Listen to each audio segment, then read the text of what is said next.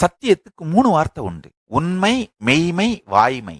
சத்தியம்னு ஒண்ண உடலாலே கடைபிடிப்பது உண்மை, நம்முடைய உயிராலே கடைபிடிப்பது மெய்மை, வார்த்தையாலே கடைபிடிப்பது வாய்மை, நம்முடைய ஆளுமை தன்மையாலே கடைபிடிப்பது ஆண்மை. சத்தியம் உங்களுடைய வாழ்க்கையின் எல்லா பாகத்துக்குள்ளும் கரைந்து ஒரு யுனிக்கான இன்டெகிரிட்டி உருவாக ஆரம்பிச்சிரும். பெரிய பலமாக மாறிவிடும், உயிர் பலம். இந்த உயிர் பலம் பெற்று பரமசிவ பரம்பொருள் மகாசதாசிவ தியானத்திலே ஆகமத்திலே தனக்குத்தானே ஒரு செல்ஃபி எடுத்து நமக்கு கொடுக்கிறாரு. பரமசிவ பரம்பொருள் நமக்கெல்லாம் அனுப்பின செல்ஃபி தான் ஆகமத்துல சொல்லி இருக்கிற அவரை பற்றி சொல்லுகிற தியான ஸ்லோகம்.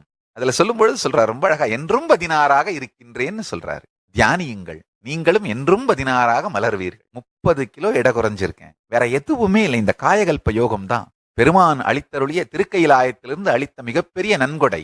30 கிலோ எடை குறைஞ்சிருக்கேன், 20 மணி நேரம் ஹாப்பியா ஒர்க் பண்றேன், கம்ப்ளீட்டா ஹீல் ஆயிடுச்சு, உடம்பு சுத்தமா ஆரோக்கியம் ஆயிடுச்சு. ஒரு நல்ல விஷயம், பரமசிவ பரம்பொருள் காப்பாற்றி விட்டது. பரமசிவ பரம்பொருளின் பேரொருளாலே காலபைரவனும் மகாகாளியும் நம்மை காத்து விட்டார்கள், சாக விடவில்லை. அது மட்டுமல்லாது சாகா கலையும் அளித்தார்கள். அதனால் நான் சாக மாட்டேன்.